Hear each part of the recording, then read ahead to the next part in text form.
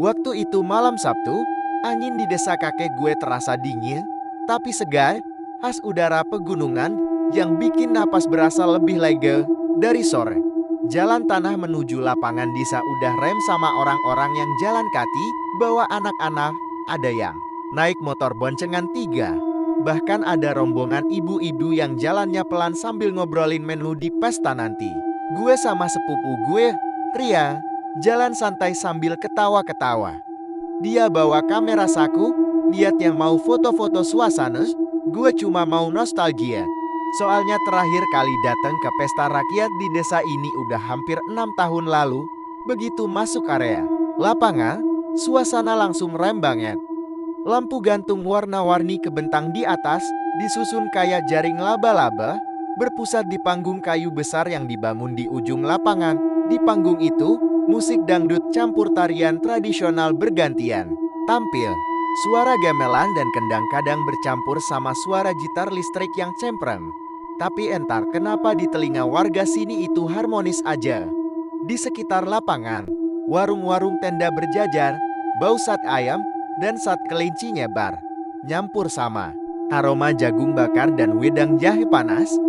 Ada penjual balon warna-warni, odong-odong keliling, dan tukang mainan yang teriak-teriak nawarin pedang plastik. Anak-anak kecil lari-lari sambil ketawa. Beberapa bawa kembang api kecil yang nyala di tangannya. Gue sempat ngelihat kakak gue duduk di kursi plastik deretan depan panggung, lagi ngobrol sama teman-teman serumuran. Mereka semua pakai sarung dan jaket tebal, sambil sesekali nyeruput kopi hitam panas dari gelas kecil. Gue dan Rian gak mau nyampe di situ, jadi kita pilih duduk di samping tenda penjual bakso yang kebetulan punya view panggung cukup jelas. Gue heran, kok tiap tahun rem banget ya, kata Rian sambil motret lampu gantung yang kelap-kelip. Namanya juga hiburan gratis bro, di kota nggak bakal ada acara beginian. Gue jawab sambil nyeruput es teh Plastia.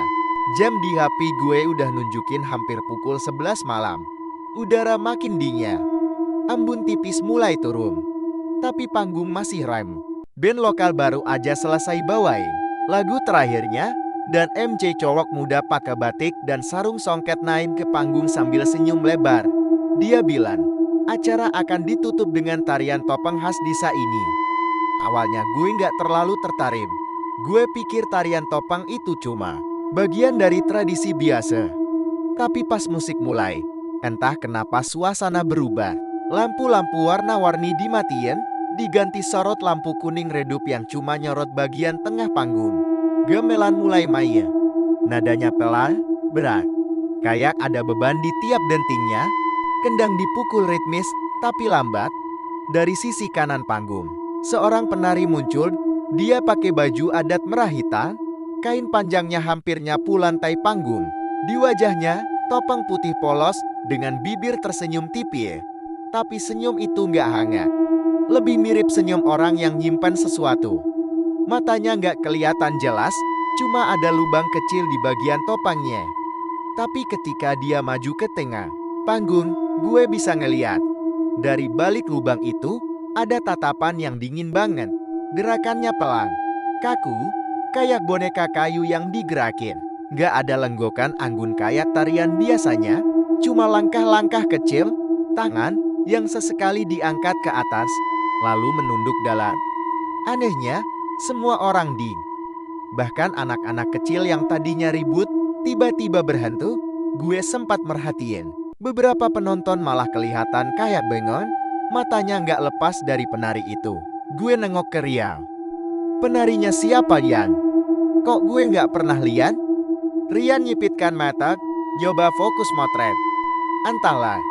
Kayaknya bukan warga sini. Kostumnya keren sih. Tapi, entah, kenapa gue nggak srek ngeliatnya.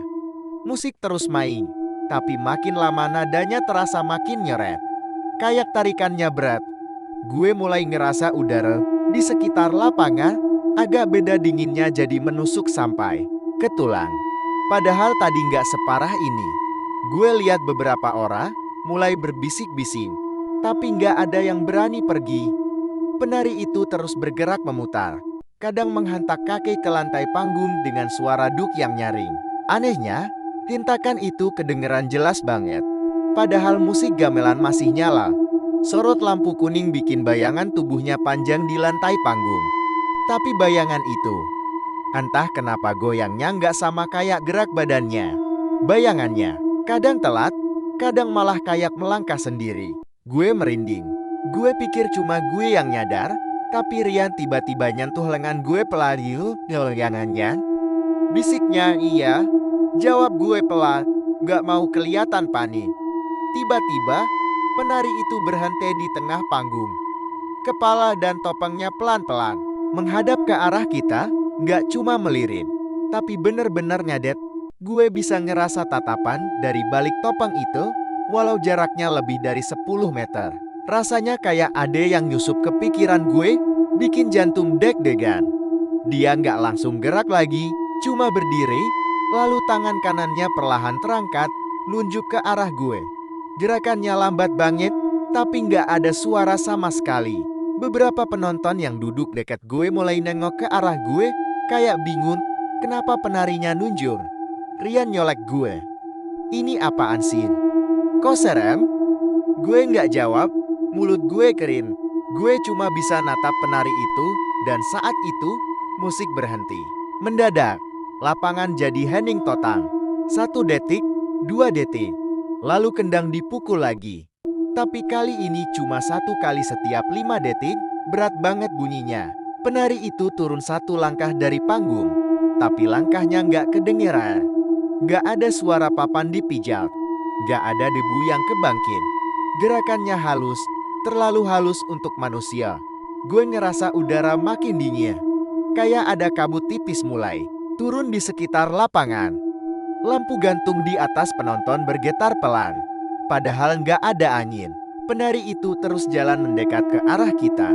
Dan setiap langkahnya bikin orang-orang yang dilewatinya mundur sendiri. Tapi wajah mereka kosong. Nggak ada teriakan. Nggak ada panik, cuma diam. Kayak lagi nonton sesuatu yang nggak boleh diganggu. Rian udah siap motret, tapi gue lihat tangannya gemetar. Gue nggak yakin gue mau lihat hasilnya, katanya pelan. Gue juga nggak mau, tapi mata gue nggak bisa lepas dari sosok itu. Waktu jaraknya udah tinggal sekitar 2 meter dari kita. Dia berhenti. Tangannya yang kurus dan pucat banget mulai terangkat, kayak mau nyodorin sesuatu. Tapi yang bikin gue makin nggak masuk akal, tangan itu megang sebuah topeng putih. Padahal topengnya masih nempel di mukanya. Gue langsung nyadar, apapun yang ada di depan gue ini bukan sekadar penampilan seni. Gue mau ngajak Rian lari, tapi kaki gue rasanya berat kayak ditahan. Saat gue mau buka mulut, lampu lapangan tiba-tiba mati, gelap total.